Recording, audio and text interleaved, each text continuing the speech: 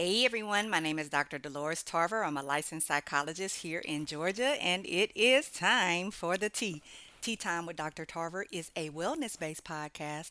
It is not intended to be a substitute for a relationship with a licensed mental health provider. So here we are, the fifth Tuesday in October, and Friday is November 1st, everybody. It is and again, I say this every week, but time is really moving so quickly. And so, as you see, I have my red, white, and blue on today. That might be a clue for what we're going to be talking about today. This month of October has been just chock full of a lot of different things. We've talked about breast cancer awareness, domestic violence, intimate partner violence. We talked about the stigma associated with mental illness, and we have talked about those lady rules and how growing up and the lessons we were taught as women affected us. And this week, here in Georgia, Friday is the last day for early voting, and next week is election day. So I thought it fitting that today's topic is Is it over yet? Navigating election stress. Now, I know that if you all are like me, you have gotten calls on your work phone, you've gotten calls on your cell phone, you've gotten calls on any of your other phones that you have. You might have a home phone, you may have a cell that you use just for business purposes. You have gotten text messages, you have gotten emails. We won't even talk about the amount of mailers you have likely received at your residence, and that is your business residence or your personal residence, as we are full on in this election season. The ads won't stop. You are hearing the commercials if you are driving along listening to the radio. I know some of y'all listening to your satellite radio, so you may not necessarily be getting all those ads in there. But if you're listening to regular radio and you're watching regular news programs, or if you've even doing streaming, a lot of times these streaming services are now going to interrupt your viewing services with commercials as well, depending on what you are looking at. And I understand that it can be absolutely exhausting. I know that you are probably very tired of seeing the rhetoric on social media, whether that is conversations between people that you may know or conversations you may be having yourself. You might be very passionate about some things, but also just the ads that come across social media, then campaigns that are on there as well. So there's really not a place that you likely could go. You're probably in the barbershop, the hair salon, where you are not hearing about this election to some degree. Now, we do know that presidential elections tend to receive more coverage than your local elections do. And so the stakes are a wee bit higher.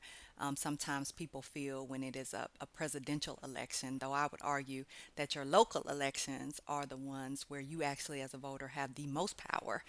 Because, of course, for the presidential elections, we have the electoral college. Now, that does not mean don't go and vote now. But what I do recognize is that your power to be able to impact change and policy actually starts at the local level. So a lot of times we're not showing up for these local elections, and that's where we actually need to be expressing our votes when you and our voice when you are electing the people that are going to serve as your judges, when you are electing the people that are going to serve on your school board, when you're electing your commissioners, when you're electing your representatives, your city council people.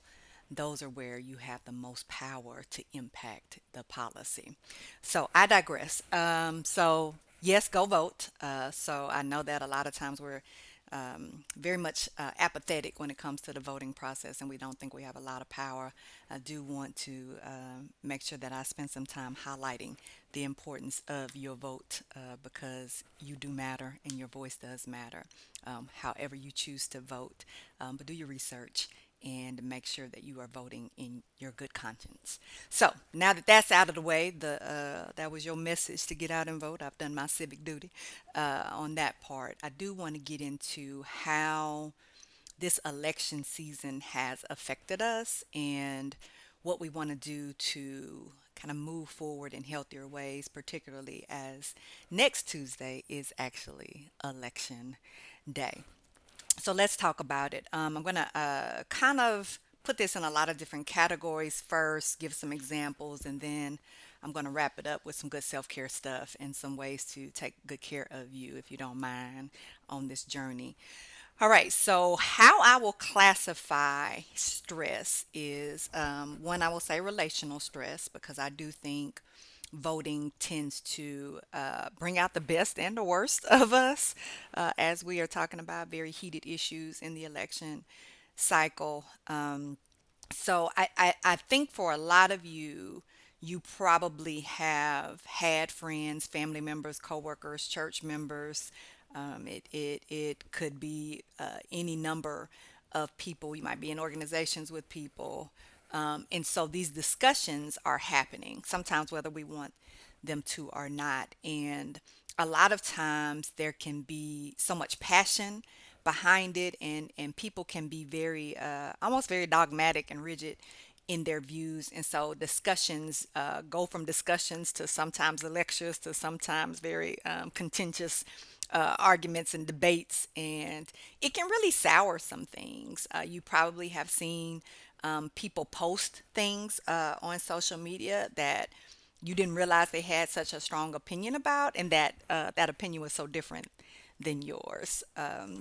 And then you may have also been in situations where you've just overheard people having conversations. It may not have even been anything you've been directly involved in. For those of you that are actually going into the office and work, you might have heard it in the lounge, the faculty lounge at work, or the cafeteria, or the kitchenette in your work environment. But also, you may just be in spaces where you may have very, very vocal clergy who are talking specifically about issues related to voting. And sometimes people are very direct in terms of who they are recommending that you vote for. And so, as we talk about kind of this relational stress when it comes to voting, I will tell people that generally you have to be very mindful yourself, right? Because you don't have control over other people. So you have to be thoughtful about what your boundaries are in this season, particularly as we go into next week, but then also after that, because you may be aware that for a lot of counties, that voting, tallying the voting, making sure that voting is accurate, is going to take place well after November 5th. And so it may be that those election results are not certified everywhere by November 6th, even.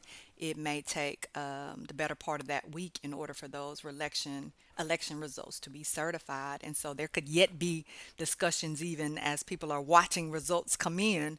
And then we know that Thanksgiving is right around the corner. And so depending on how the election goes, you may have some people be very passionate about their displeasure with regard to who was elected, or being overly excited about and taunting maybe to some degree because their candidate won. And so when we're navigating these relational kind of challenges, I encourage you to do a few things. One is to create your own boundaries, right? So sometimes you have to tell people what you are willing and not willing to discuss. And I know that people, we don't have any control over them and their decision to respect the boundary, but we do have control over our ability to express it and how we're going to manage it if somebody does not navigate that. So often, what I will tell people is there need to be politic-free zones. So that might be at the dinner table, that might be during the workday, that might be when you are engaging in recreational and social activities where there are spaces. There might even be safe zones where it's like, hey, I don't have any control over this whole office, but I do have control over my office or my cubicle. And so there'll be no politics discussion here. And even being mindful of, like, you, if you have open cubicles, you talking about it, I can still hear you, right? And so being able to address those things. Boundaries can really help, because then you're not in a situation where you feel like you have to defend yourself, or that things will get heated, and now you got to kind of navigate that we are seeing different perspectives, and now we've got some conflict, right? We don't need to bring conflict into our spaces and relationships with people that we either have respect for, or have a loving relationship with, right? Or even for some of y'all that tolerate them. So those boundaries can be really helpful to navigate that. In the event that the boundary is unable to be set or is unable to be enforced, then you have to, I think point two is to think about how you're going to navigate when things start going left or when people overstep that boundary. And so being mindful of what you want to say respectfully to people. Like, hey, I've asked you not to bring these things up to me. Not interested in hearing about that. We've already made our minds up, and our choice is our choice. And again, personally and privately, you have the absolute right not to discuss how you're going to vote or with whom or for whom you're going to vote. And so, letting people know, like, hey, this pushback that you're giving me to try to convince me of something or to share information with you, like, I'm absolutely going to go ahead and end this conversation. And so, making sure that you're very clear about what those boundaries are. In the first place, around how you're going to navigate if people don't respect that initial boundary, right? So you didn't respect the boundary, so now you get a consequence. So what was the boundary, and now what is the consequence of said boundary? And I will tell people that it's very hard to argue with somebody if they just by themselves. And so sometimes you just have to be willing to walk away from people when they are not navigating that boundary in a way that is respectful to both of you. Now, you will have, especially certain family members who are very, very pushy with regard to their views and being vocal about their views. And I will often tell people you want to limit your conversations with those folks. Like, hey, Unc, I called to check on you. And when they start going down that rabbit hole, you say, well, it was so good to hear from you. I'll talk to you later. Now, what people will do is they'll try to keep engaging you and say little stuff, particularly things that they know are going to get under your skin so that you'll keep going back and forth with them. And they'll say, oh, you just, you don't love me. You don't care about me. You only call as soon as I want to talk about something serious and you want to get off the phone. Don't take that bait, saints. Go ahead and, all right, take good care, Unc, and hang up the phone. It is important for you to understand that it's not disrespectful to end a conversation with somebody who doesn't want to end the conversation. So I know that people can be really pushy to try to pull you in. They'll try to guilt you into staying on the phone with them. They'll try to get you into staying over. You might have came over there to drop off a meal for them, or came over to do some laundry for them, or came to help them with their lawn. And so they use this opportunity to bombard you because, again, a lot of times people are in spaces where they're not having a lot of conversations with people. So when they do have an opportunity to have a conversation with people, they will hijack your time. So be very mindful of that. And also be mindful of having things to do after that. So you have a reason to go. Like, hey, Unc, I'm only going to be here till 2 o'clock because I have to be at another event, or I have to pick up somebody, or whatever the case may be. So you already go ahead and designate that time that's going to be spent there while you're there. While I'm here, I'm going to go ahead and cut this grass and take care of those gutters for you. So I'm going to be outside. You go ahead and get you some rest. And put you some earbuds in, put you some noise canceling headphones in. I got to protect my ears. I'm not going to be able to converse with you while I'm out here taking care of this. Or, Auntie, I'm going to go ahead and fold these clothes, but I need to be on a conference call at the same time. So I'm not being rude, but I need to go ahead and kind of multitask in order to be able to get this done. So you already have something that's going on in your ear, usually something I would recommend that's positive and encouraging, so that you can kind of offset some of the negative energy. Now, I will tell you with social media posts, and I'm very clear with people, sometimes you have to mute people. So if you're on social media, you have options other than unfollowing and blocking people. You can just mute them so you won't see information from them for a designated period of time, and it'll ask you how long you want to mute them for. So if you know somebody tends to post some things that just aren't settling in your spirit, and also makes you just kind of question and think about, like, now, I thought you were a cool person, but these posts kind of making me a little concerned about your integrity. Right, so if you don't want to go down that rabbit hole, then I definitely would encourage you also to mute that information that's coming in on social media. And I will also tell you it's okay to take a break from social media. And you may particularly want to take a break from social media as we get closer to Election Day next Tuesday, and then in the following days after Election Day. And I know some of you are going to have withdrawal symptoms because you're so used to being on social media, so used to looking at the news that you may feel like you're missing out on something if you're not plugged in. But it is good for us to take breaks from things that tend to cause us heightened levels of stress and anxiety and even potential depression. And also being mindful of that, you don't know how your mood may be given some of the things. And so you want to actually take that time and really invest in more self care things, which we'll get into in a bit, right? So for the relationship piece, I would definitely say if I had to wrap all of that up in a nice and succinct point, it would be boundaries and consequences when people violate the boundaries. And so being able to navigate how you want to remove yourself from situations and how you want to go ahead and make sure that you're not taking the bait when people try to reel you in, and then limiting your access to certain things or limiting people's access to you. Okay, so that's the kind of the relational piece. Then I will say, like, in terms of just kind of general anxiety and stress and concern about like what's going to happen. So we know that we are on our ballot, we are, voting for the potential next president of the United States. And I know that we probably been in a situation more often than not here lately that, it was the lesser of two evils kind of feel about it going into voting, or the I'm not satisfied with either one of these candidates, and don't think either one of them really represents my interest well.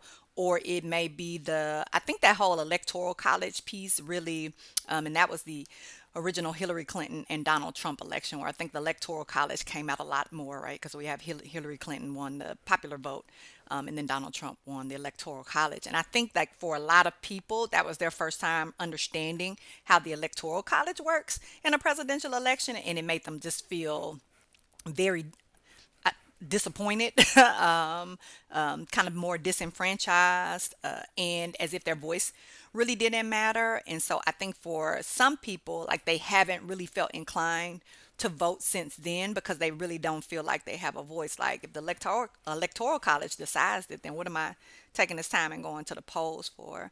And so I will tell you a few things about that, right? Like, so if you're just dealing with general malaise, dealing with kind of numbness, dealing with apathy right now, let's kind of talk about how to empower yourself in a process that feels disempowering. I know a lot of you have concerns about what your kids are able to receive in terms of their educational experience in school, the books that they're going to have access to, whether or not somebody tells them that they are required to do a prayer, um, or see scripture or commandments when they come into a space, if they have to pledge allegiance to a flag, if they have to participate in certain holidays and activities and traditions because the school is doing certain programming. I know you all are concerned about whether or not you'll be able to decide between you and your doctor what's best for your reproductive health. I know some of you are very concerned about the prices that are associated with medical coverage, your health insurance benefits, and having benefits and really feeling like you don't because of copays and high deductibles.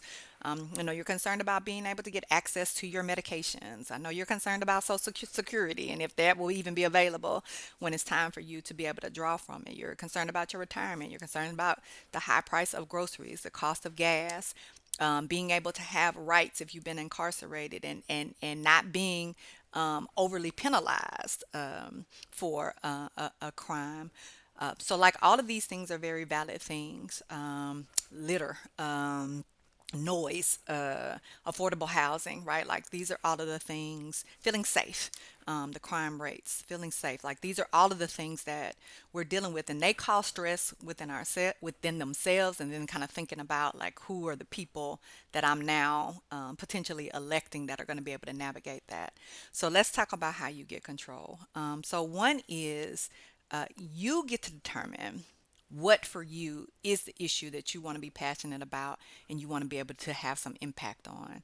So I will tell you that you going to vote is just a part of creating potential change. But really where the change happens is in your community. And there may be something that you're very passionate about, and that you want to see some change occur in. And I encourage you to be the change that you want to see. So it may be that you volunteer with an organization that addresses one of those particular areas. Because again, those laws that are passed are often passed on the local level, not on the federal level. And so where you can have the most impact is in your local community. So if you want something different in your school system, then that means you need to be addressing who's on your school board. And that may be some of you your calling to get out here and run for office. And I will also tell those of you who are interested in impacting change in your community, however, maybe you've met been met with obstacles.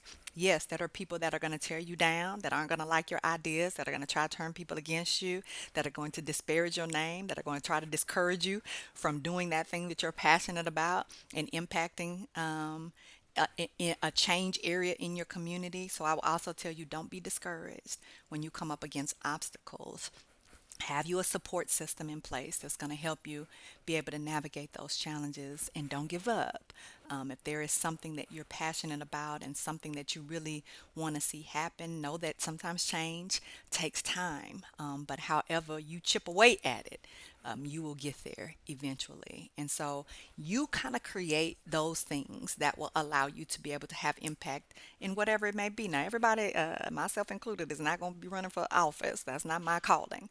However, I can support in other ways. I may be supporting as a mental health provider. I may be sharing information about the mental health needs to be able to guide someone to make different decisions, right? Because sometimes people can't impact change if they don't actually know what the issues are. And so it's very important that we talk to people who are in these areas to be able to better understand what some of the challenges are and who can come up with solutions for these potential things. And so being even able to have discussions with people about concerns. So, you see something, say something. So if there are areas where you feel like you want to, my sister was telling me about the amount of time it took just for her to get a police officer to answer the call when she called, to be able to report that there was somebody who was causing some confusion in their work environment and making everybody uncomfortable, and they needed an officer. She talked about her, the call going to voicemail, and how long it took to actually be able to get somebody on the phone. So that may be something that you want to be able to address. And are there task force and other things that we can put in place to be able to support the officers so they can be more efficient with what they're doing? We talk about mental health task force, and making sure, like, it doesn't necessarily need to be an officer that's coming out for a mental health call as much as it needs to be a mobilization unit who is trained and adequately has resources to be able to support a person that's having a mental health crisis, right? So you may be a person that's a resource. You may be a person that has information. You may be a person that's a forward thinking, problem solving type of person, and you can absolutely be a part of an agenda to put some things in place. You may start something in your own area, like, hey, I can tutor people. So if that's going to address the crime rate, because we have people that are illiterate, and who aren't able to comprehend and understand school, and so they're out here hustling because school doesn't make sense to them, and they don't feel like that is a valid way for them to be able to take care of themselves. So they out here finding other ways to take care of themselves. Or that, I'm a person who could teach somebody a trade. Maybe I have some skills that I could pass on, right? Like, I know how to build houses, I know how to work on cars, and so you can impact change in those ways. It doesn't necessarily always have to look like you're running for an office in order for you to be a significant change influencer in your community. All you need to do is have an idea, some time, and a few folks that'll listen to you. And so we're already often in spaces where there are people doing this good work. We're always looking for other people to help them in the cause, and so you could be a part of that solution. I will also tell you that sometimes your gift is simply to encourage and to motivate other people to use their gifts, right? So there's a lot of people that are good cheerleaders that's going to support, that's going to show up. You just tell me where to be and when, and I'm going to be there, right? And so I don't negate at all the importance of support. And so having people that are going to show up, having people that are going to, those calls that we get tired of, and those texts that we get tired of, and those letters going out to people that we get tired of. There are folks that are doing that good work, letting people know what's happening. You may be somebody that is great with flyers and marketing, and you may be a person that has a lot of followers, and so you can get some support behind the call. So whatever your gift is, whatever your calling is, I encourage you to utilize it in a way that is going to create some positive change in the communities in which you live. I will also say to you that oftentimes people don't know what to do, where to start, right? And so some of us we're sitting and we're thinking like, I definitely don't, have a lot of social influence out here. I don't have all these followers, so that's not my gift. I don't necessarily have a trade. that I can teach someone. So that's not my gift. I'm not a grant writer or a person that can create policies or programming ideas. That's not my gift. But I will tell you that everybody has a gift.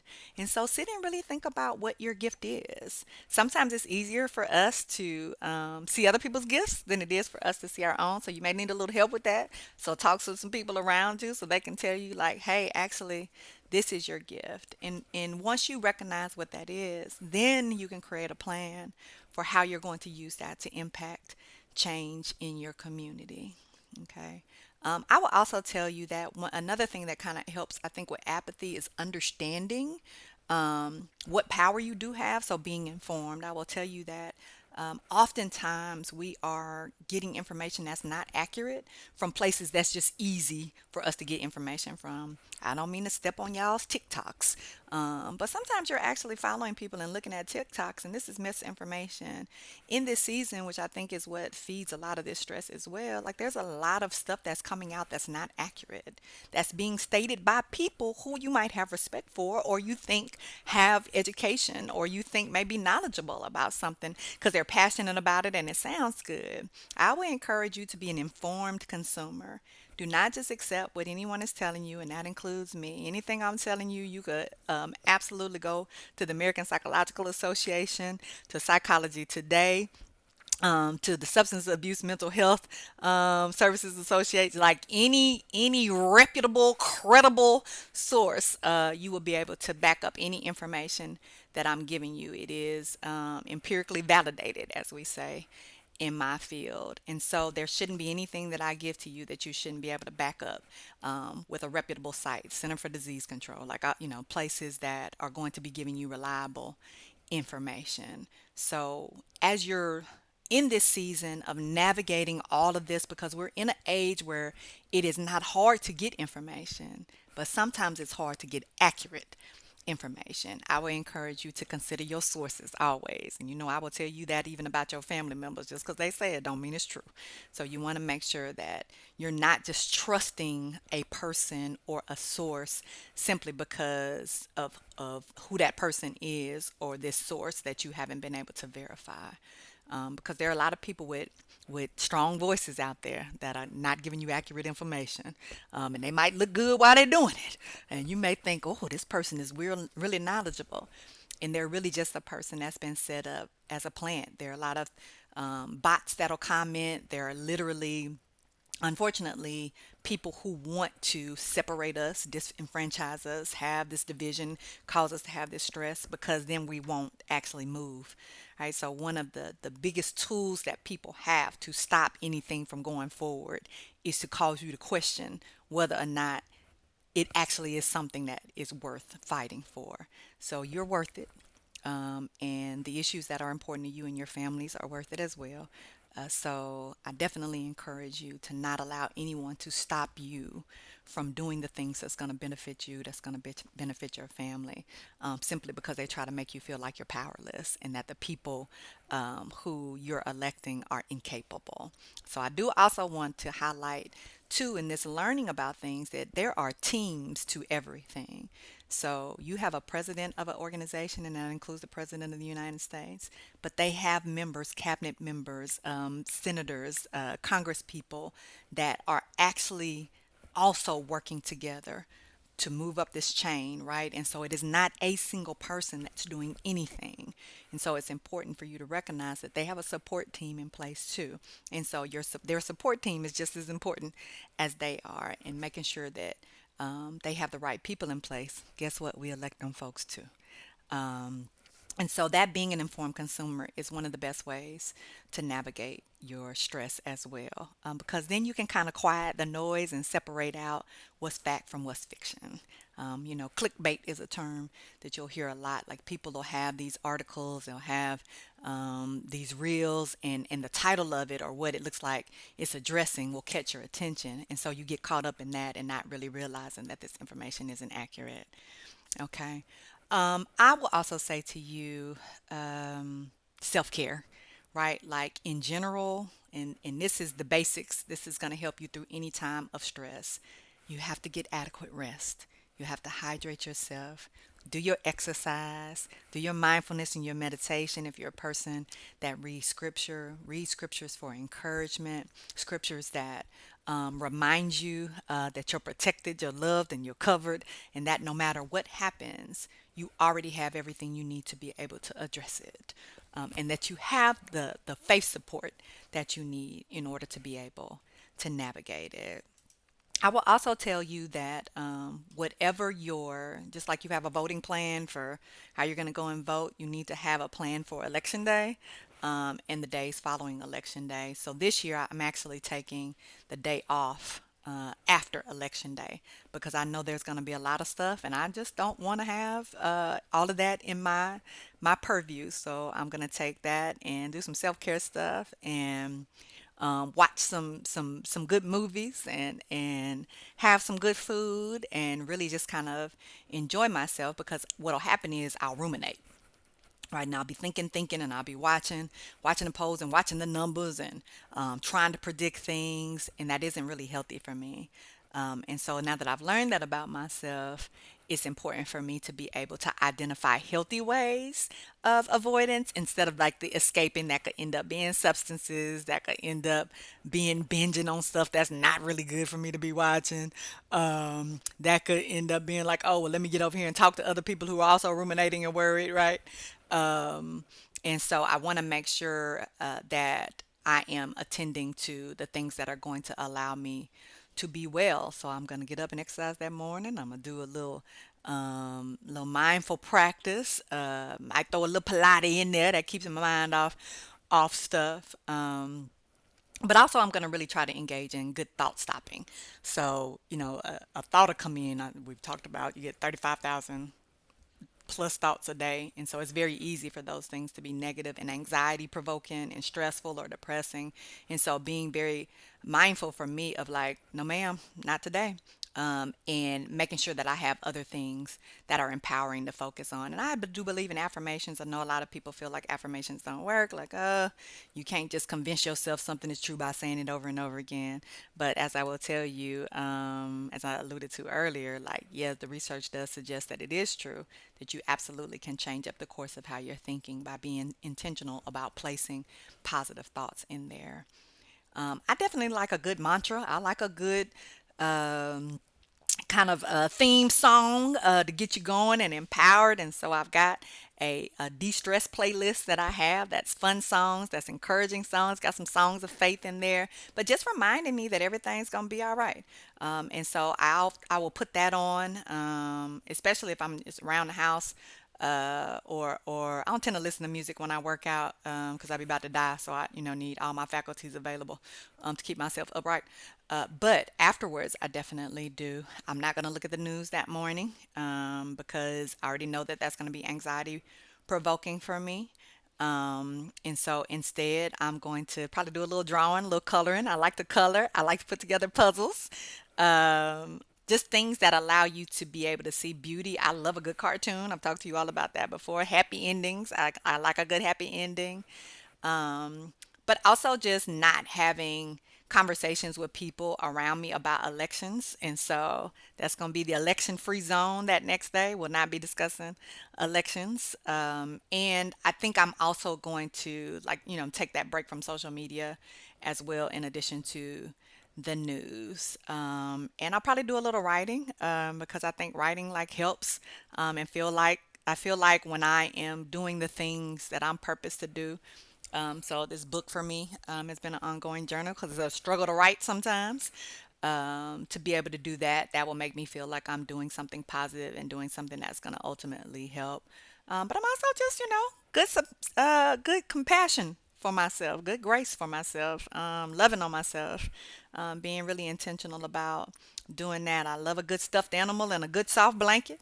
And so as we're watching, I haven't figured out what series I want to watch yet. But something that's gonna be a tearjerker. I like good relational movies. I really The Forge was a really good movie, and I enjoyed that. I also enjoyed Inside Out too.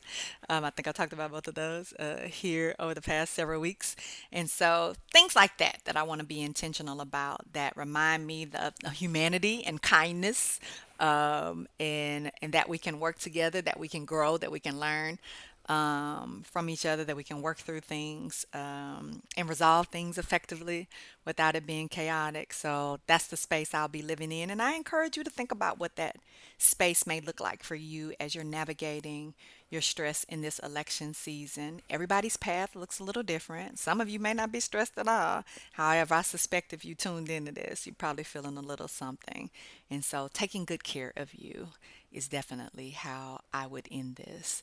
So I'll speak to you before next Tuesday, but it won't be focused on elections. It'll be focused on something different. So be well.